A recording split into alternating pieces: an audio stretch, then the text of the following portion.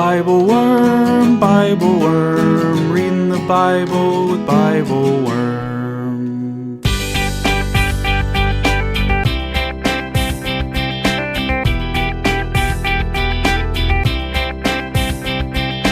Welcome to Bible Worm, getting to the core of the biblical text. I'm Dr. Amy Robertson, Director of Lifelong Learning and Music at Congregation Or Chadash in Sandy Springs, Georgia. And I'm Dr. Robert Williamson, Professor of Religious Studies at Hendrix College and Theologian in Residence of Canvas Community in Little Rock, Arkansas.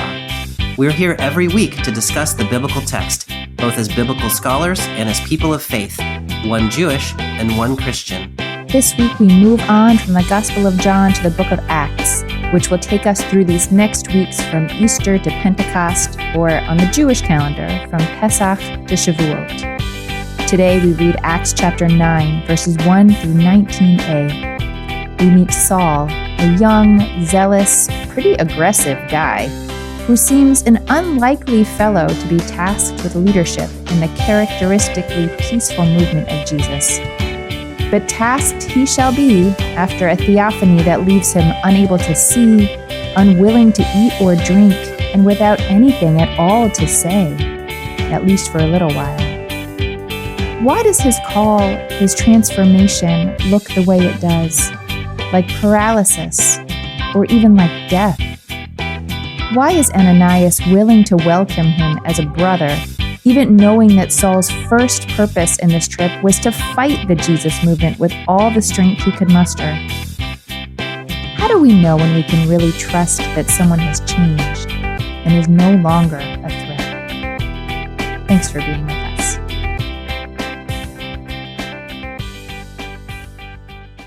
Hey, Bobby, how are you? Hey, Amy, I'm good. It's your birthday. It's my birthday today. It's true. And we are celebrating with an entirely Bobby-themed podcast. That would be that amazing. I'm going to create on the fly. Actually, that would be kind of sure. terrible. But I'm not exactly sure what that would look like, but somehow we're going to take Bobby's life story and the book of Acts and put them in a blender and make a podcast. That would be amazing. Yeah. The other day at Canvas Community, somebody was like, "It's your birthday this week." And I was like, "Yeah, I'm going to be 36.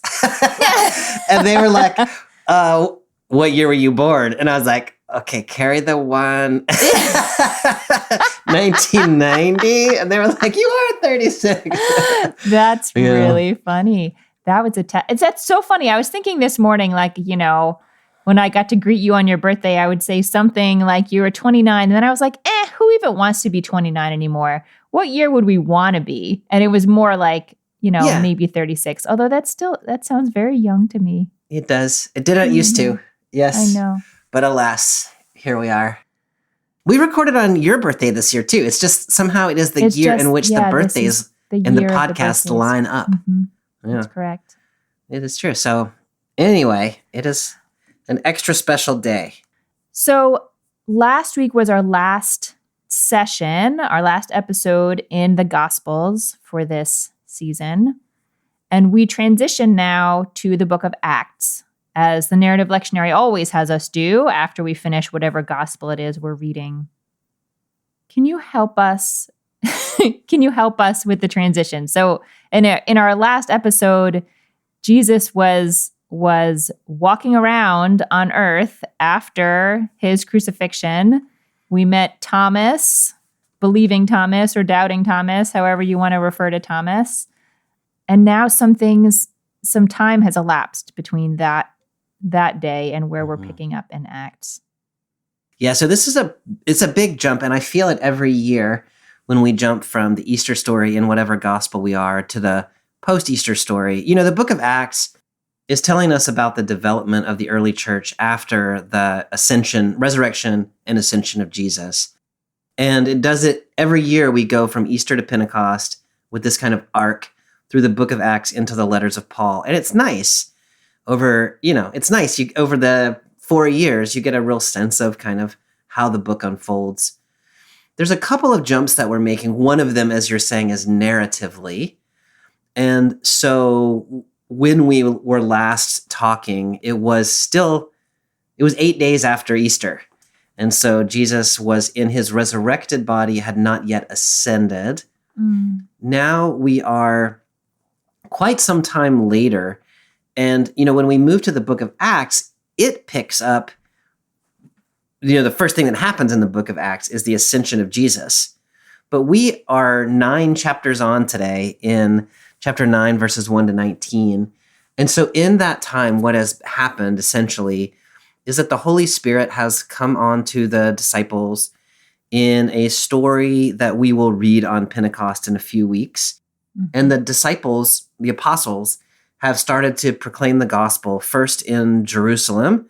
And so they're proclaiming the gospel to people coming into town for Pentecost and to people living in Jerusalem. Then there comes a persecution in Jerusalem. And so the disciples kind of flee out into the surrounding area, and they began to spread the gospel in Judea and in Samaria. And that is kind of where we pick up here. One of the important events that's happened in the meantime is a follower of Jesus whose name is Stephen. He's a Greek-speaking Jew who becomes a Jesus follower. And he is proclaiming the gospel in and around Jerusalem. And the religious authorities, the same people who persecuted Jesus, come after him as well. And so, we were talking last week, I think it was, about maybe they'll let up now that Jesus has been executed. And it turns out that that's not the way the book of Acts tells it. The persecution continues. And so Stephen has been put on trial for blasphemy and ultimately gets executed by stoning. And so we get the sense that this early church is going to still be on the receiving end of persecution from the religious authorities in Jerusalem. We meet in that story a character named Saul, who's going to be the main protagonist in our story today and throughout most of the rest of the book of Acts. In that story, he's like the coat check boy at the stoning of Stephen. Like, people gather around to stone Stephen, and Saul takes their cloaks, and the text tells us that he approves of what they are doing. And then he kind of drops out of the story for a couple of chapters, and then he comes back in our story today. The other big jump that we're making, which I always struggle with, and I was struggling with it just now, is that we have shifted authors from John to the author of the Gospel of Luke, who also wrote the book of Acts. And so we have to be a little thoughtful about how we make those moves, and themes that we were developing in John may or may not be actually relevant to Luke's telling of the story of the early church. He's building on themes that he developed in the Gospel of Luke, which sometimes are the same things that John was interested in, but sometimes aren't. And so for me, there's always a little, there's still the development of the narrative lectionary in this season where we do see themes, but they may not be themes that the writer himself is actually trying to develop. And I never quite know how to manage that. I think just being aware of it is kind of a good thing. It's kind of a good thing. Yeah, that's really helpful. So in terms of the time that has elapsed since in the narrative, right? How far out would you imagine we are ish? Are we still within the first couple months after Jesus's crucifixion, or the first year, or I tend to think of it more like a few years down the line. A few years down the line. Okay. I don't know that Acts is really giving us a chronology in that specific sort of way. Yeah. But I think we're probably not in the immediate time period after, but some time has elapsed, and the Christian community has begun to develop in and around Jerusalem. And so it's established itself a little bit more. And then here we go.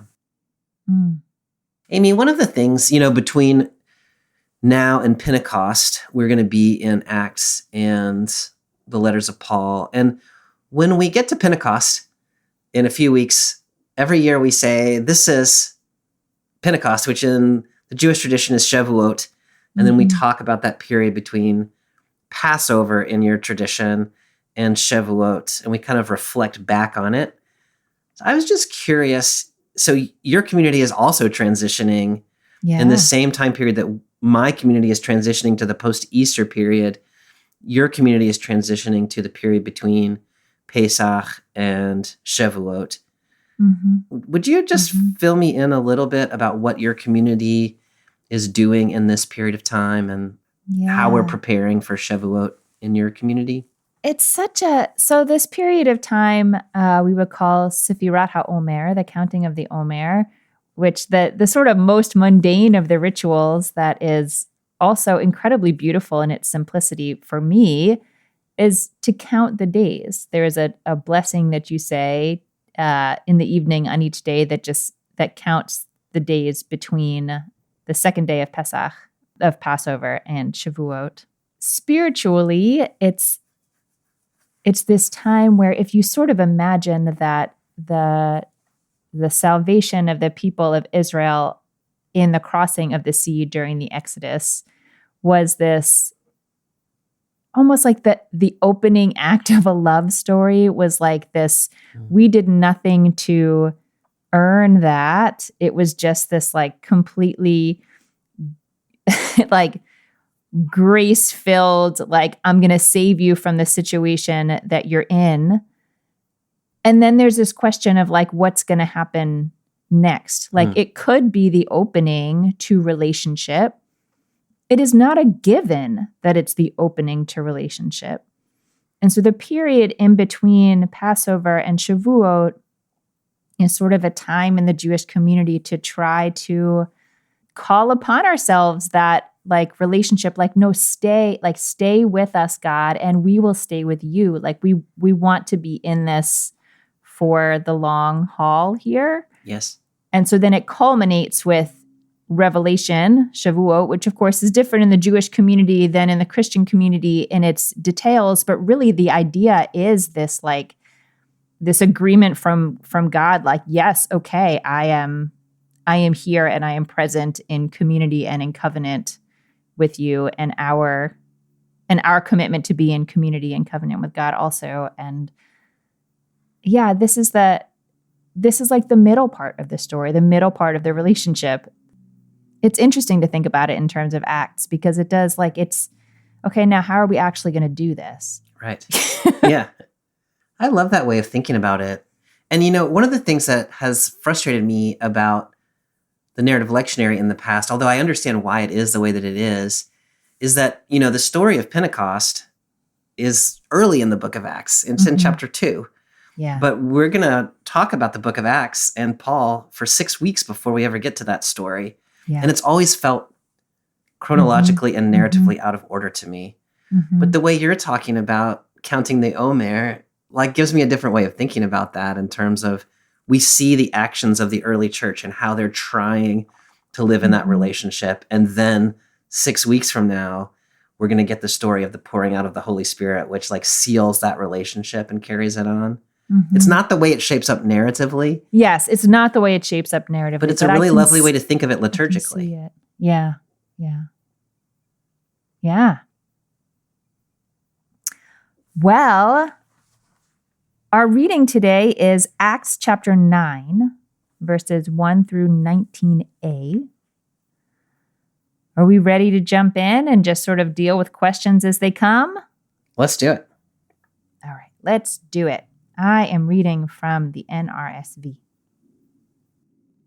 Meanwhile, Saul, still breathing threats and murder against the disciples of the Lord, went to the high priest and asked him for letters to the synagogues at Damascus, so that if he found any who belonged to the way, men or women, he might bring them bound to Jerusalem. Now, as he was going along and approaching Damascus, suddenly a light from heaven flashed around him. He fell to the ground and heard a voice saying to him, "Saul, Saul, why do you persecute me?" He asked, "Who are you, Lord?" The reply came, "I am Jesus, whom you are persecuting." Okay, I'm cutting off Jesus in the middle of a sentence there. Yeah, that's bold.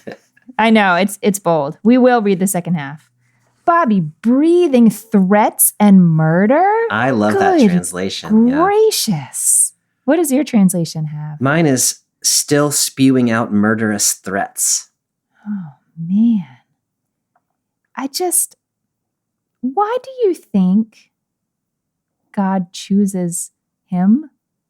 Like, I'm thinking, like, Jews wonder all the time why God chooses Abraham. Right. And so we have all kinds of like stories and wonderings about why that happens. But certainly Abraham isn't depicted in this way. And still we go looking for reasons that he might have been chosen. What do you think makes Saul the right leader? That's such a good question. And, I think maybe we'll see as the story unfolds, maybe we'll see a little bit about that. Yeah. Ananias, as you know, is going to have exactly that question for God. Like, why this guy? Really? And so it is This a guy? totally unexpected choice. Mm. One of the things that I sort of like to keep in mind about Paul, whose name is Saul in this story, it's the same person, just Saul is the Hebrew version of the name and Paul is the Greek version of the name, is like, what's his deal? Like, like, why is he spewing murderous threats in the first place? And, on the one hand, I think he is zealous for his religious tradition, and he's very protective of the right way of being religious in the way that he understands it. He's protecting established Judaism in Jerusalem. Yeah. And a little bit, like, I read Saul as kind of a young guy here. He's been at the stoning of Stephen. He has seen, like, oh, this is the way you protect your tradition, is you root out people and you threaten them and then you execute them. Like, I read him as kind of having been at an impressionable age. He does not seem to be participating in the stoning of Stephen, but he's holding their coats and approving of what they do. And he just sees his chance to do something with his life. And he has this kind of misguided sense of like, oh, this is what you do. This is how you be a devoted religious person. And so, I worry about Saul and I feel for him and I recognize him in a lot of people that I see around today who are defending their religious tradition in violent ways because that's what they know. That's what they have seen. That's what they know. Yeah. And so one way of reading why Saul is to take the most dramatic example of the way you're not supposed to do it and show him the way that you are supposed to do it. And then it becomes this sort of witness, like this, like, here's your options, that murderous, violent, spewing way is not the way of Jesus. Here's what it really looks like being out there and, as we'll see, taking on suffering. And so it becomes a dramatic example to later believers. There's also something about people who are zealous in one way tend to be zealous in the other way. And so once he has been pointed in the right direction, he's equally zealous in spreading the gospel in this new way as he was before. So there's something about him that is continuous between these two ways. Yeah. And maybe I think God is maybe tapping into that a little bit, saying if we could just turn this toward the good. Right. Exactly. Then look what we could do. Yes. Yes. How do you think about that? See sort of the power in him. That's really helpful, Bobby. And I love kind of thinking about him as a young guy who is learning what a life of faith, enthusiastic, zealous faith ought to look like. Before you spoke, I had been thinking a little bit about like the story of Rahab. Oh. In the book of Joshua, just because that's a story of, I guess, sort of conversion. I don't know, the later rabbis see it as conversion. I don't know if I would. The reason is that they make such an extreme, the rabbis in their interpretation of her make her such a sort of extreme paradigmatic example of like what not to do, that then they see her conversion as sort of like, look what God can do kind of thing, like the expanse of it. But I like what you're saying better, I think, Bobby, that it's not just about sort of putting a nice big frame around the miracle of a person's conversion, but really sort of like outlining two very different ways to be in the world as a zealous and God-devoted person, Yes. and trying to use our natural sort of talents and ways of being for the service of something good. Yes. Yeah, I like that.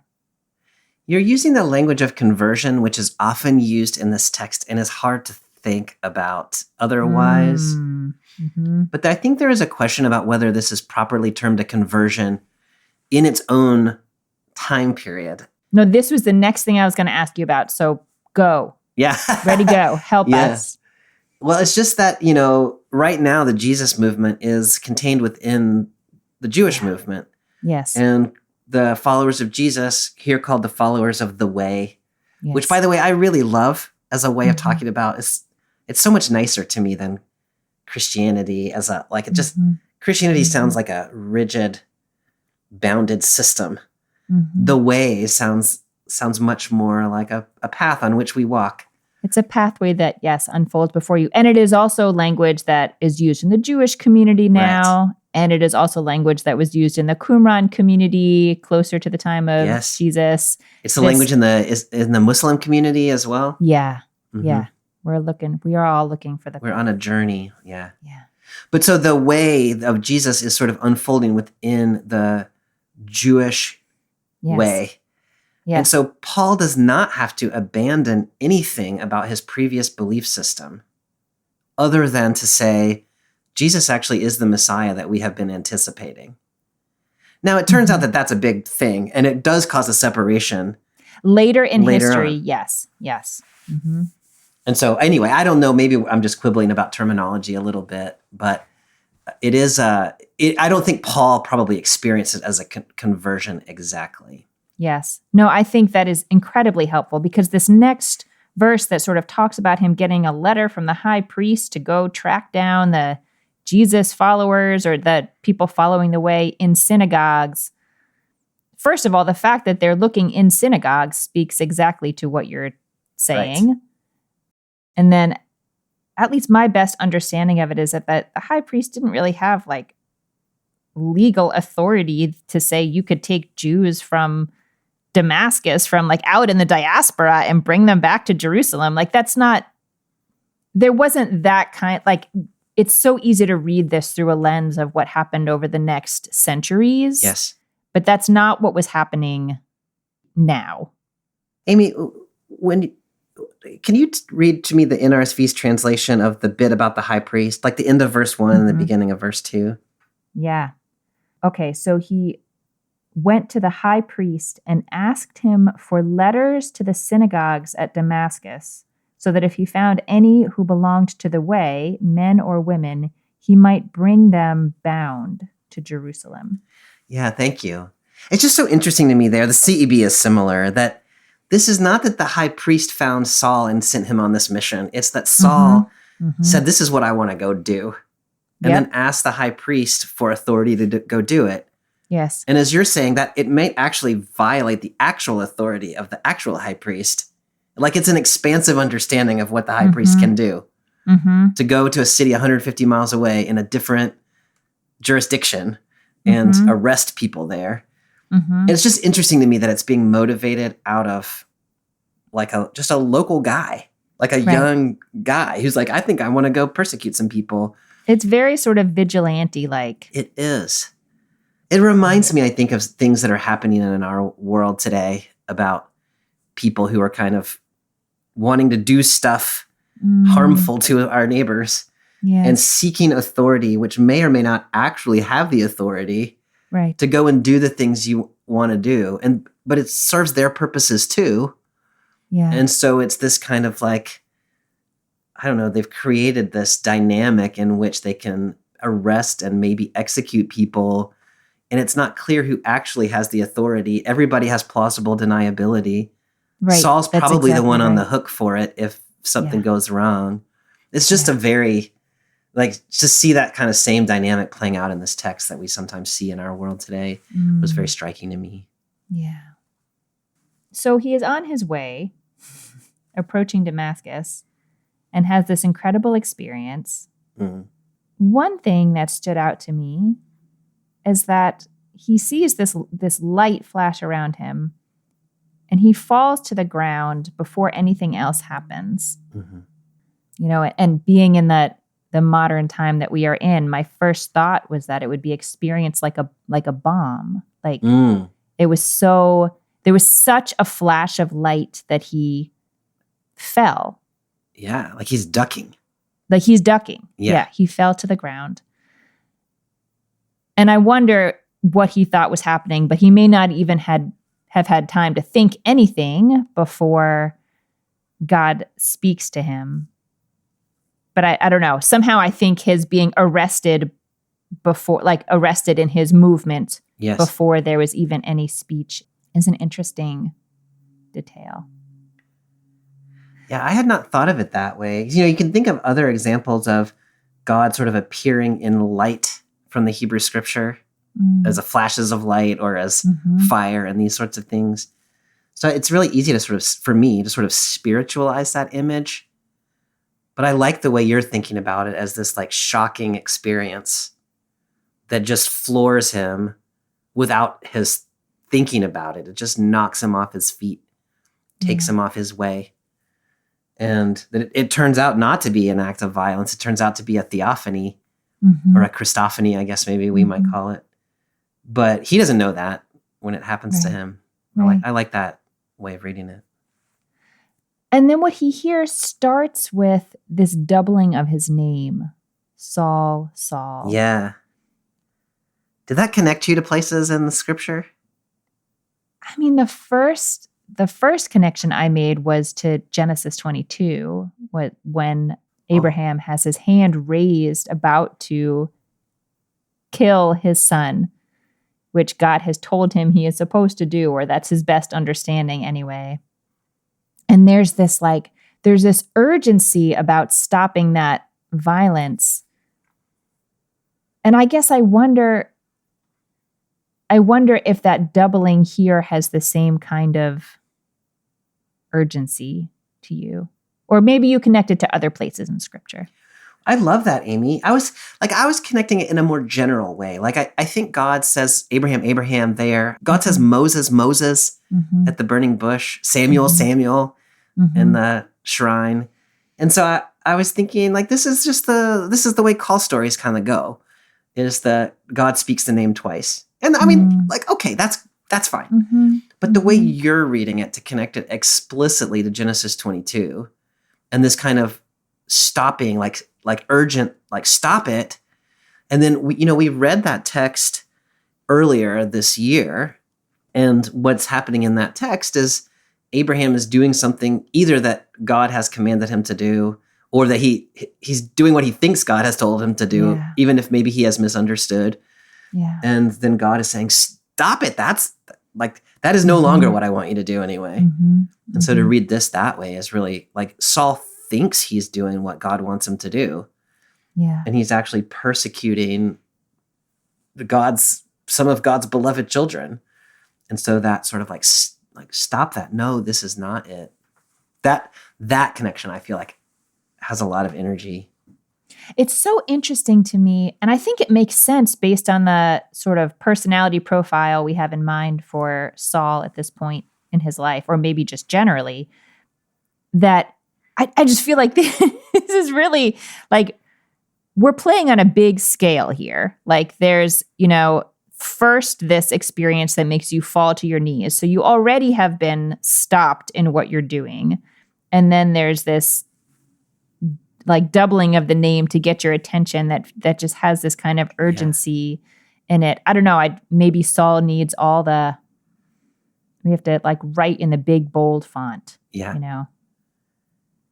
There's that midrash that you talk about in that Genesis 22 text where God has to call Abraham twice because Abraham keeps going. Like, if you won't let me slice his jugular, then I'm going to choke him. And so God's like, no, stop.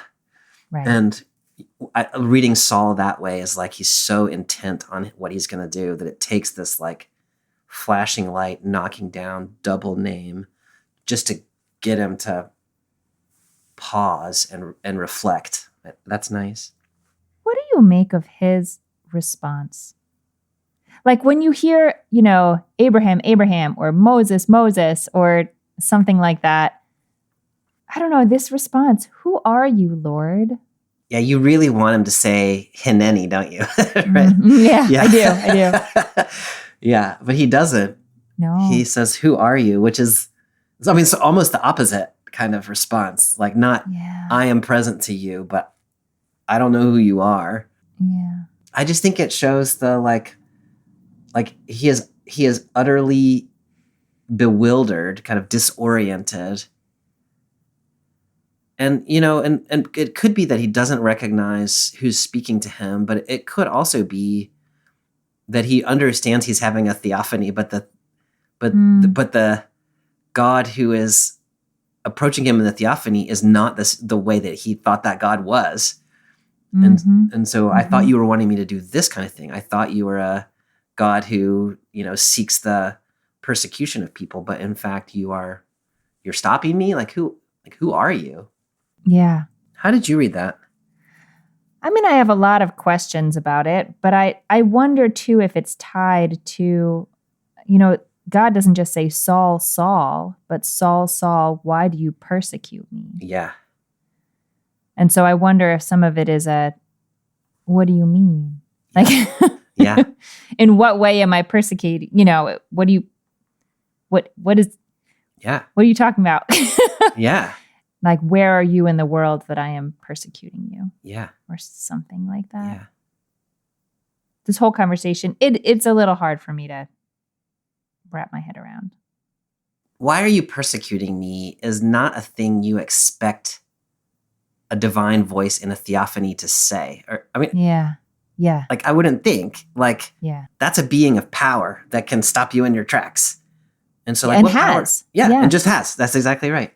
So what power do I have over you? How could I possibly be harassing you? And so it is a little bit of a non sequitur that you've got to rethink. And so who Saul actually is persecuting are people who are in a vulnerable position. And so Jesus is speaking not with a divine authority, but with the voice of the oppressed. That, why are you persecuting me, is a thing you expect people in vulnerable positions to say. And here Jesus is saying it and connecting that, when you persecute vulnerable people, you are exactly persecuting me. And it's a little bit of a twist of how I think you traditionally would think about such things. Jesus is identified in a very clear way with the oppressed and persecuted human persons. Yeah. No, I think that makes a lot of sense. And I guess I almost like the way that they just sort of leave open this, who are you, Lord? I am Jesus. Yeah. We're just not going to talk further about this. Yeah. I'm just going to answer what you asked, and we're just going to keep moving on. Yeah. By the way, that Lord there, who are you, Lord? That's that word that can always be read either as a divine address or just a polite address. Yeah. And it's not obvious which way Saul is saying it here. A lot of the commentators translate that as sir. Who are you, sir? To try to clarify this is him just acknowledging somebody of a higher status than him, but not addressing the divine being by the divine name. I don't know that you have to read it that way. No, that's really interesting. So to say he has fallen to the ground, he hears a voice speaking to him. He doesn't necessarily know that voice is God. Right. I also thought about reading it who are you, Lord? Oh yeah. Is it you, God? It's me, Saul. It's me, Margaret. Yeah.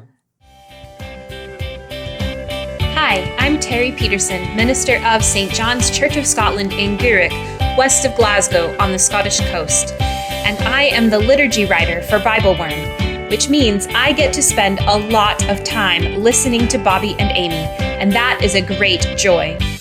It is fascinating to hear them read and talk through stories I thought I knew pretty well, since I'm starting my third time through the narrative lectionary now.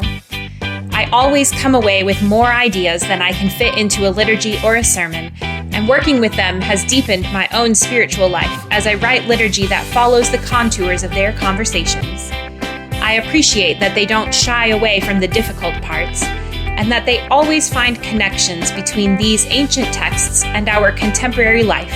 And it's fun for me to work those connections into liturgy that empowers worshiping communities to speak to and about God in new ways.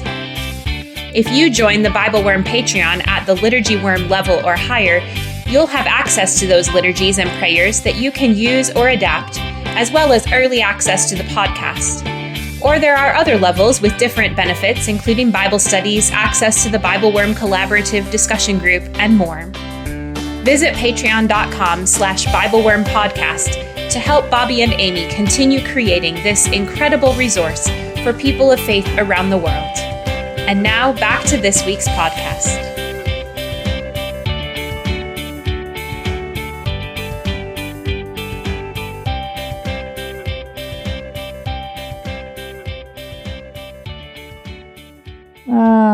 Okay. Shall we continue? Let's do. Okay. I'm picking up in the middle of what Jesus was saying. It starts in verse 6. Get up and enter the city, and you will be told what you are to do. The men who were traveling with him stood speechless because they heard the voice but saw no one. Saul got up from the ground, and though his eyes were open, he could see nothing. So they led him by the hand and brought him into Damascus. For 3 days he was without sight and neither ate nor drank. Does it strike you as, interesting or strange that Saul, he doesn't respond in any way to what is said to him. That's true. He doesn't say anything. He doesn't say anything back. Does that get up and enter the city and I will show you what to do? To me, that has me in the Abraham story again. Totally. Yeah. Can you help me make that connection? I mean, I almost feel like there are two different Abraham stories that you could point to here, but the first one that came to my mind was Genesis 12, Lech Lecha. This get up and enter the city sounds to me a little bit like that reduplicated get up and go. Yeah. Get yourself out. Of course, narratively here, it also makes sense because he was on the ground. So he does actually have to get up. Yeah. But this open piece at the end that's get up and go and you'll get more information when you need it. Yes. That sounds very Abraham-y to me. It sounds Abraham-y to me too in that story. And a little bit the beginning of Genesis 22 as well. Agree. Yes. Go to the mountain, I will show you. Yeah. The reason that I asked that at that moment was because that's also, I think, Abraham doesn't really talk back to God in either of those instances. Yep. God says, do it, and they just go. And we get that same sense of Saul here. And so to me, this is just kind of confirming that at some level what we're doing is we're reading the calling of Saul modeled on the call of Abraham. Mm-hmm. And exactly how we're going to tease that out. We've already talked about it a little bit. But I think that is the model that's in the background for this story. But one thing that's different here is that Saul is not alone, and the other people with him seem to have heard the voice also. That's true. That seems like a big deal. It's so interesting, Amy, that book of Acts tells this story 3 times. It tells it here and in Acts 22 and again in Acts 26 with slightly varying details. And one of the details that varies is in other versions of the story, they see the light but don't hear the voice. It's exactly the opposite of interesting. This. This is the text that's in front of us, so we don't need to dig into those. But it is interesting to me that they do hear what's commanded to him. I'm glad you said that for a number of reasons, but one of them is that my translation says they heard the voice but saw no one. Oh, yes, that's helpful. And then that made me ask, did Saul see someone? Or did they have the same kind of experience that Saul had, except it wasn't with their name? That's so interesting. I've just always read that as they didn't see the light, but you're right. That's not actually what it says. They saw no one. So maybe they had the same experience, but it's not directed to them. Right. It's almost like they witnessed the thing happening, yes. But clearly they didn't have the same experience that Saul had, because he, after this, is blinded, Yes. and they have to lead him. And so to they where continue he's- on his journey with him, help him get to his destination. Yeah. Mm-hmm. There's a lot of, I don't know, this image of him being blind and then fasting from food and drink for 3 days afterwards. I feel like there's a lot a person could do with that. Where does it take you? Where does it take you first? The first place it takes me, being a good Christian who reads threes and either thinks Trinity or Easter. Yeah. This one takes me to Easter. Like, this is his sort of experience of being in the tomb, like a Yeah. death and a rebirth. Obviously not in the literal sense, but the death of his old orientation to the world and the rebirth into a new version of himself. Mm-hmm. Mm-hmm. What story does it connect you to? It definitely made me wonder about a sort of mini death, sort of the possibility of a mini death, and that would open up, could have a mini rebirth Yeah. afterwards. It made me think a little bit about Moses, but there are a lot of differences that are important. Mm-hmm. I think I was thinking first that when Moses goes up to encounter God on the mountain, we know that the light of God's presence is so intense, just like it is in this story, that Moses himself starts to glow.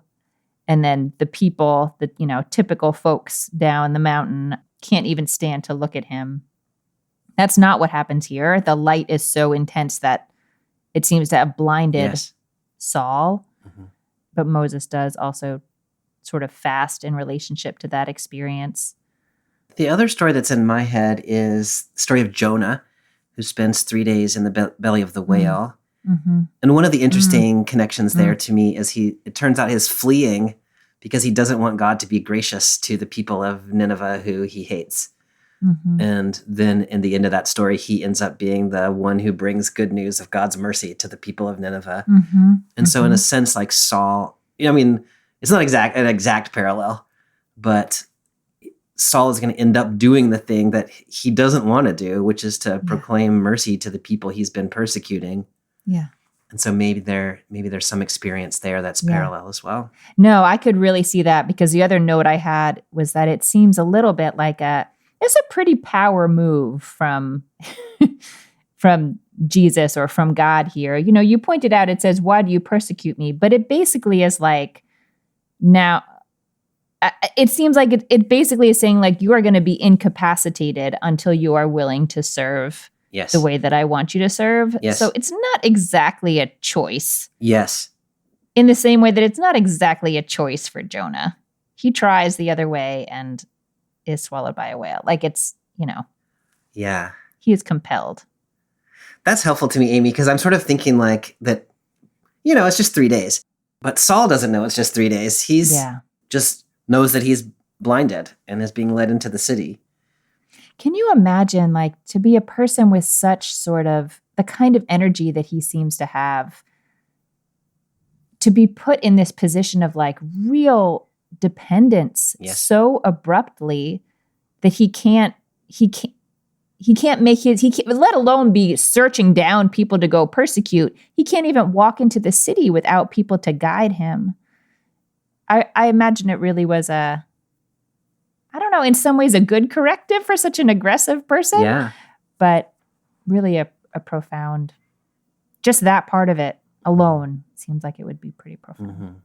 Yeah, I love that. And so if you think about this as a call story that might also pertain to other calls of people today, then thinking like when you have your own idea about what you should be doing, sometimes you have to be destabilized from that in the way that Paul was in order to receive. Like, you have to be in a position of dependence in order to receive what is actually being given to you. That's a nice reading. You ready to go on? Let's go on. Poor Ananais. So much to say. I know. Okay. I'm picking up in verse 10. Now there was a disciple in Damascus named Ananias. The Lord said to him in a vision, "Ananias." He answered, "Here I am, Lord." The Lord said to him, "Get up and go to the street called Straight, and at the house of Judas look for a man from Tarsus named Saul. At this moment he is praying, and he has seen in a vision a man named Ananias come in and lay his hands on him so that he may regain his sight. But Ananias answered, Lord, I have heard from many about this man, how much evil he has done to your saints in Jerusalem. And here he has authority from the chief priests to bind all who invoke your name. But the Lord said to him, Go, for he is an instrument whom I have chosen to bring my name before the Gentiles and kings and before the people of Israel. I myself will show him how much he must suffer for the sake of my name. So Ananias went and entered the house. He laid his hands on Saul and said, Brother Saul, the Lord Jesus, who appeared to you on your way here, has sent me so that you may regain your sight and may be filled with the Holy Spirit. And immediately something like scales fell from his eyes, and his sight was restored. Then he got up and was baptized, and after taking some food, he regained his strength. I just have to observe here, this might not stand out to you at all, but the sort of moving back and forth between like, it's God, it's Jesus, like is very like, in my Jewish mind, I'm like, wait, no, it was the Lord who spoke to you, not Jesus who spoke to you. Okay, I understand. I'm reading this from outside the tradition. Yes. What an interesting narrative move to have us learn about Paul's experience through God's telling of it to Ananias. Otherwise, we wouldn't know that Saul was praying and he had a vision and we wouldn't know what had happened to him. Yeah. Yeah, it's like God likes to do this in the book of Acts, is take two people. There's a story a little bit after this one in chapter 10 where it's Peter and Cornelius, and God is kind of bringing them together and coordinating their activities in ways that they are unaware of. It's like God is like a divine Uber app. Yeah. It's like, okay, you need a ride. You've got a car. Like, I'll put you together. And you can see what's happening, like with the little GPS or whatever. Yeah, totally. Yeah. And there's like a picture, so you know, make sure it's the right guy. Yeah. And so it's very specific instruction. It is. And so God is coordinating all of this, and that is very clear. I had not really processed the fact that it's not being narrated to us. We're overhearing that conversation directly from God. That is kind of interesting. Yeah. Ananias gets, I feel like, the much cleaner, not quite call story, because it seems like Ananias already had this kind of close relationship with God, but he gets that he's called by name. He says, here I am. Right. God says, get up and go. Yes. Tells him what to do. Do you think that's just sort of like the genre that we're working in, or that there's something about the contrast between that and what we just encountered with Saul that we should be paying attention to in particular? I do want to read this as a call story. And I take your point that he's sort of already a follower of the way. And so he doesn't need to be converted to that. But there is sort of a message here that within your already existing faithfulness, there can be new calls. And so Ananias gets one here, and he responds exactly the way he is meant to. Here I am. And one of the things I like about Ananias is he objects, as prophets often do, to say, like, here's the reasons why that's not a great idea. So he does talk back in a way that Saul did not. Yeah. And so to me, this whole text that we're reading today is like two call stories placed side by side that are different. They're different types of people with different orientations to God, and they need different things, but they are both equally called to do their part in the bigger story. That's really nice language. Okay, so he's called to go and see Saul and heal him from his blindness. I wonder what you think about verse 15, when God says, go, he is an instrument I have chosen. No, it's really verse 16. I myself will show him how much he must suffer for the sake of my name. Yeah.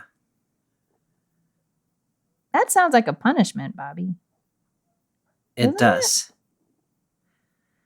It does. And it also resonates with things that Jesus has said along the way, like, take up your cross and follow me. Yes. Yeah.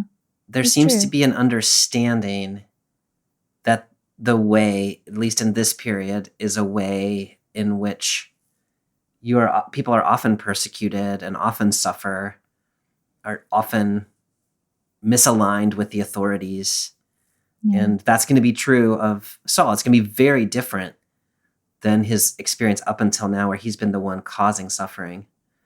Now he's going to understand.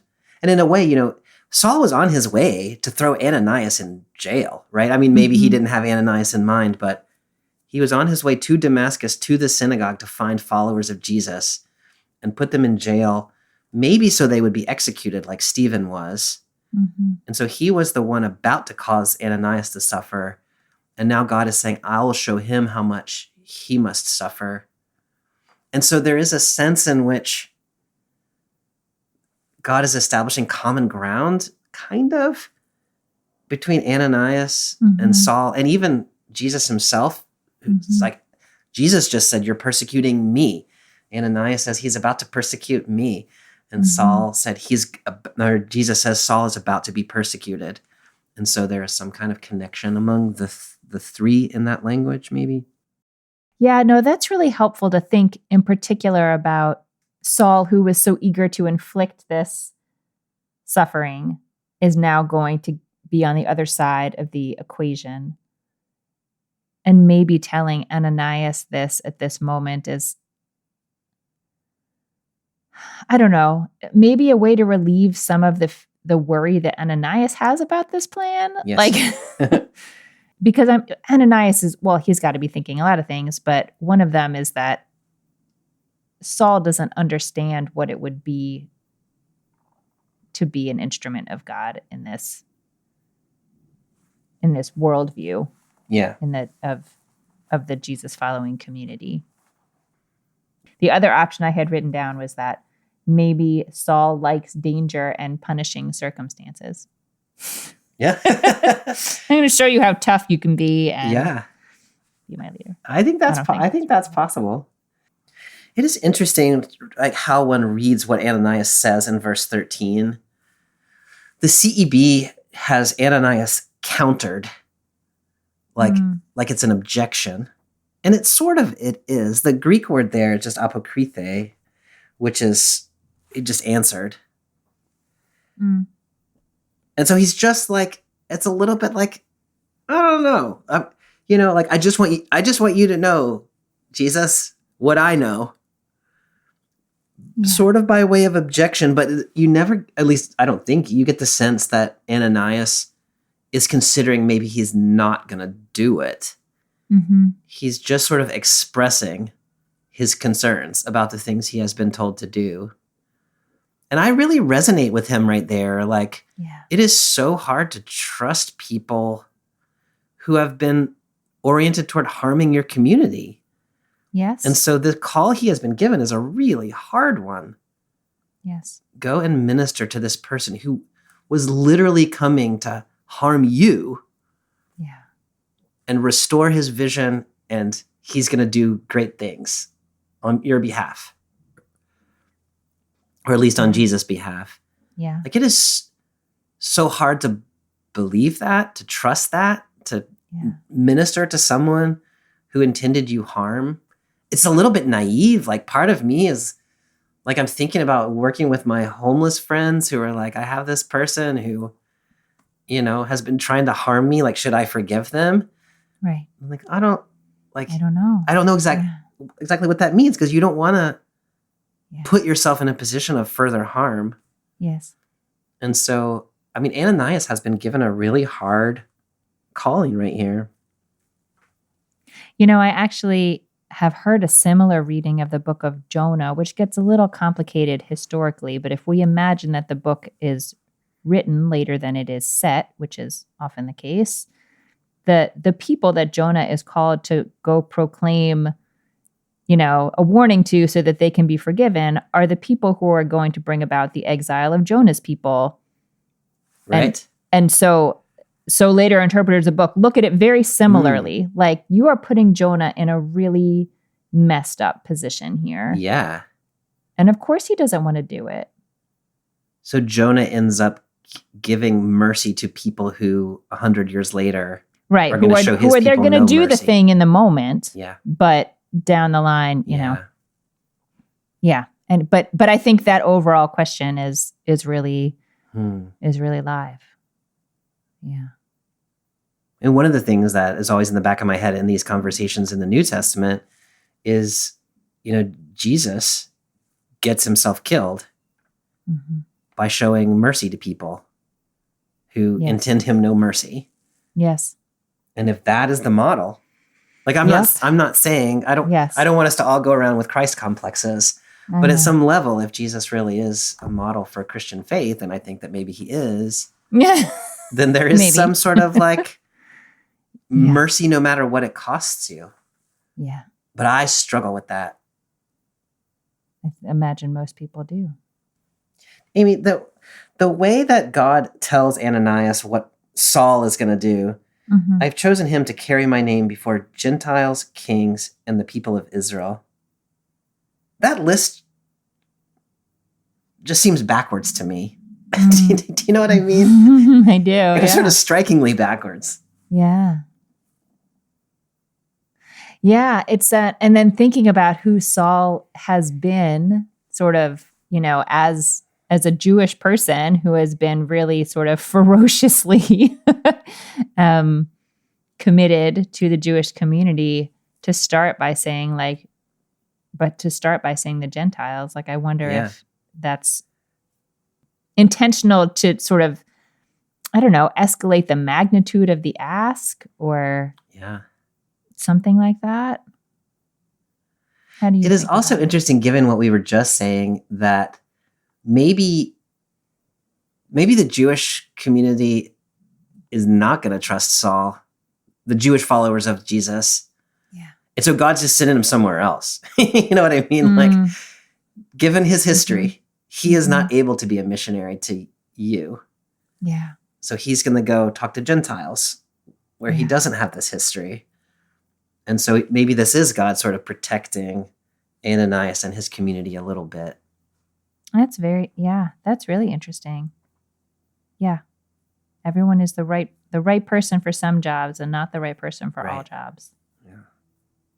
Bobby, I was interested to see just sort of the mechanism of the healing, sort of, which seemed to be that, you know, there's no like proclamation, you are healed, or any like particularly notable ritual. Ananias just said, like, sort of describes what happened. That he has been sent so that you may regain your sight and be filled with the Holy Spirit. And that's that. Yeah. I guess that's just interesting to me because I always wonder about these things, like what exactly would that look like? And Jesus healed people in a couple of different ways. And I guess I just think it's interesting to think of yourself in that healing capacity that can just be, I'm just telling you the thing, like just my presence here to sort of close the loop. Like God made this connection between us and I'm here to close the loop here on earth. That is enough. It kind of takes the element of like quote unquote magic out of it. I like that way of reading it. And you know, Ananias does go to Saul and he calls him brother, which to me is a very striking way to address him, given their relationship at the beginning of this chapter. Yeah. To say, you are one of us now. You are my brother. And so that is an indication that Ananias really has accepted the mission he's been given and has accepted Saul as one of his own. But the actual healing of the blindness, you're exactly right, does not seem to have really anything to do with him other than he needs to be there and say these things. But it has closed the loop and it has given him a community. I have wondered if this flaking away of the vision, like Saul doesn't need that, right? So it could just be a detail about like, what did that look like? But the thing that the flaking away does is it shows Ananias that in fact Saul sees anew now. It's like it's confirmation that this thing that God said, Saul's going to be a different kind of guy now. It's like confirmation for Ananias that actually It's true. is happening. I love that sort of, I don't know, loop you've created there, that he really goes in like, okay, God, I'm going to believe you, and calls him brother Saul from the beginning. He doesn't just, he doesn't do it like Jonah does, you know, Right. where Jonah's Right. like, oh my God, fine. Like Yeah. he takes it seriously. He really does it. And also gets that additional confirmation, something he can see. That's really nice. Saul receives his sight back here, and he also receives baptism by the Holy Spirit. And so there's sort of two gifts that are given to him in this text. It's not entirely clear who does the baptizing. I guess the community does, Ananias maybe. But I think so Ananias says, you're going to see again, and you're going to be filled with the Holy Spirit. And so the flaking away of the whatever on the eyes is the see again. The baptism is the filled with the Holy Spirit. And so somewhere in there, Ananias does have a conveying role, or at least the community does, like is necessary. It's not just Saul and Jesus, right? It's the community is necessary for this Saul new still life. Hasn't said anything. That's so interesting, Amy. Yeah, the first thing Saul's going to say is in verse 20 after our text. But the first thing he says is, Jesus is God's son. Yeah. But you're right. This whole restoration of Saul has been a thing between Jesus and Ananias. Yeah. It's interesting to try to imagine the sort of, I don't know, quietude within Saul during this time of like enormous transition in his life and his whole like worldview leading into this birth of something new in him.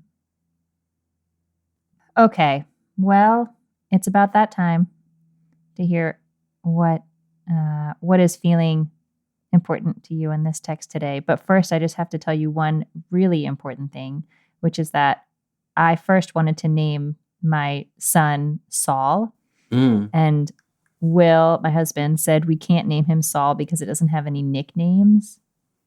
Yeah. And my sister, in her fantastic New York accent, said, of course it does. Chainsaw. Chainsaw.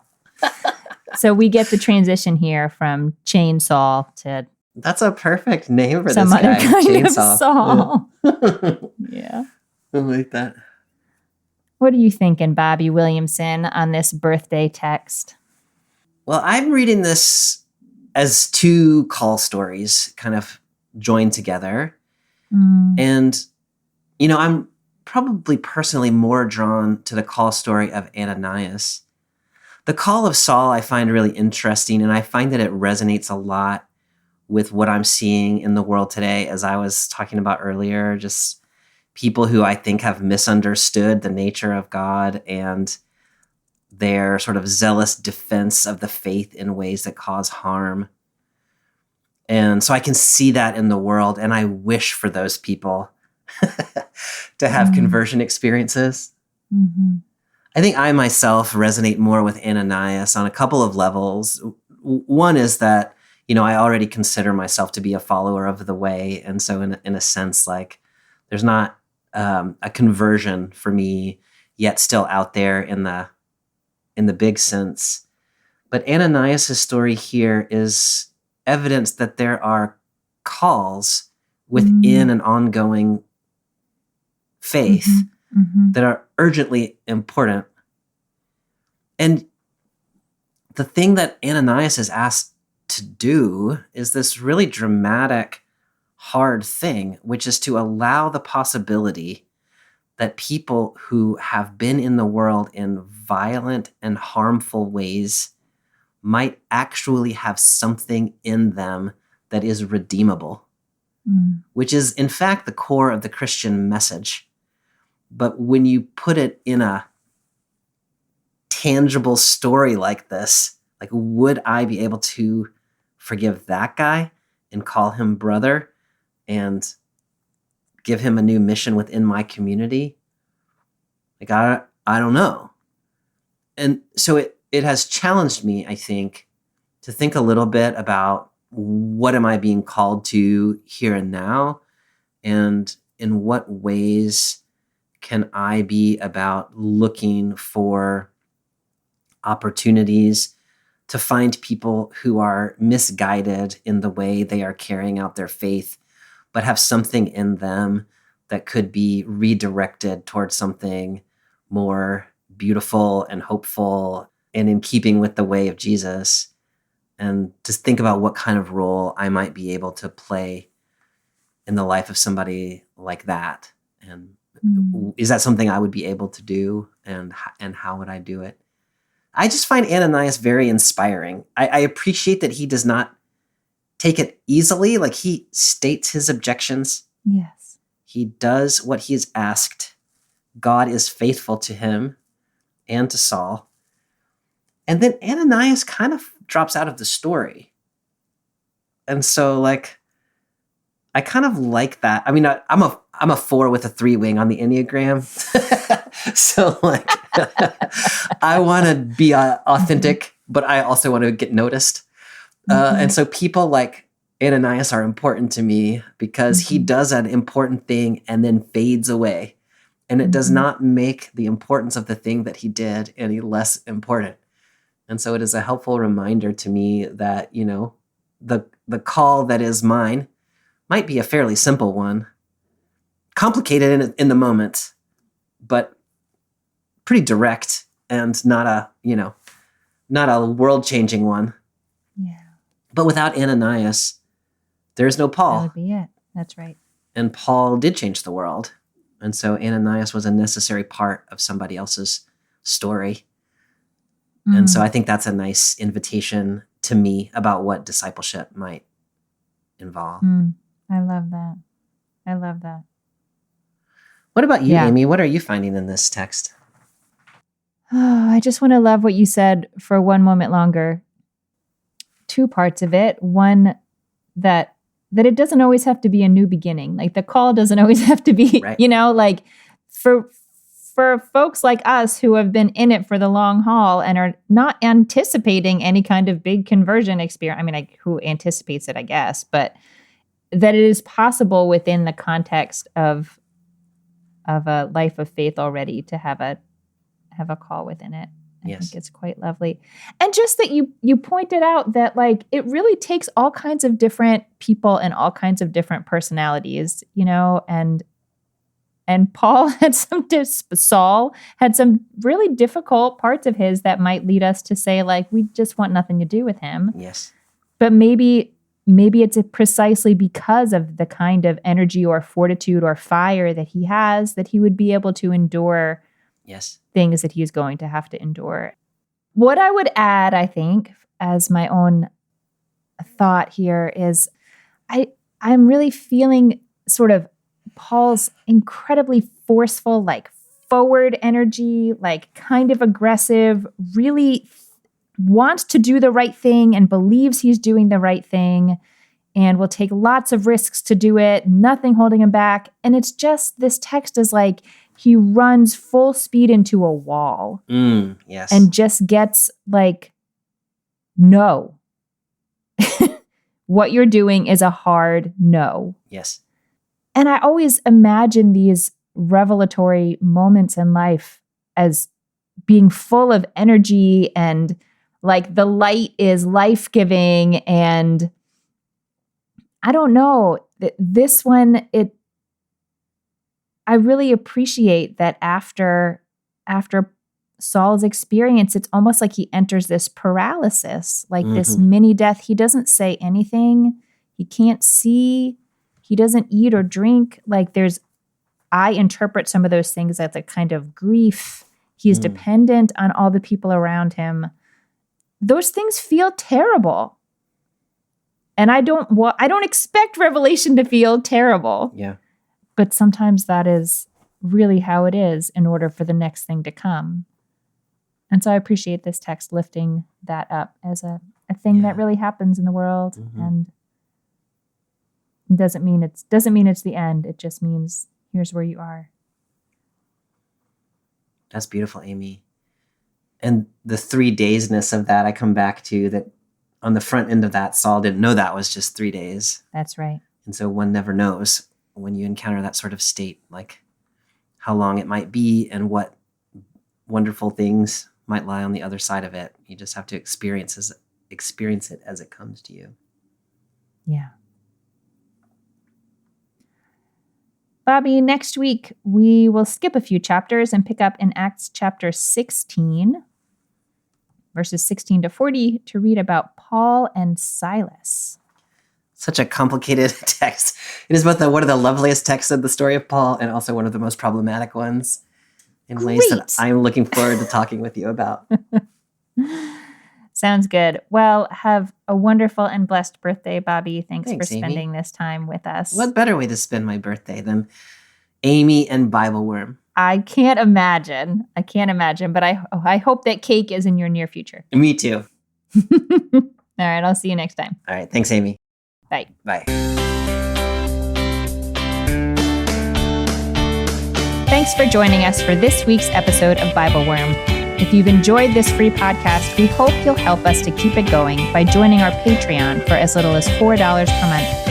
You can also sign up for other goodies like early access, video lectures, weekly liturgies, and more.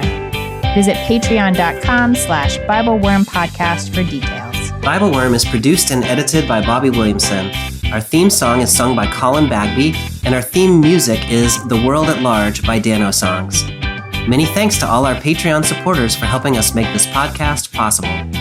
Join us again next time when we will pick up with the story of Paul and Silas in Acts chapter 16, verses 16 to 40.